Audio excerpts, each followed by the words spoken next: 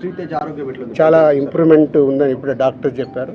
2 days అయిందంట ventilator తీసేసి. Ventilator తీసిన తర్వాత రికవర్ అవుతున్నాడు. సో బాయ్ కాబట్టి, చిన్న ఏజ్ కాబట్టి ఫాస్ట్గా రికవర్ అయ్యే ఛాన్స్ ఉంది.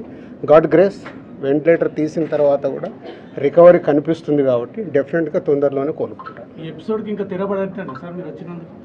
చూద్దాం.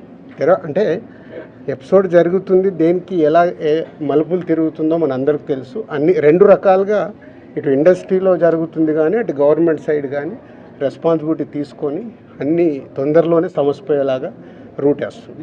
నిన్న కాంగ్రెస్ పార్టీ ఎమ్మెల్యే గాంధీ భవన్లో మాట్లాడుతూ నైజాం ఏరియాలో నేను సినిమా హీరోలు అడుక్కు తింటారని స్టేట్మెంట్. అవి వద్దు.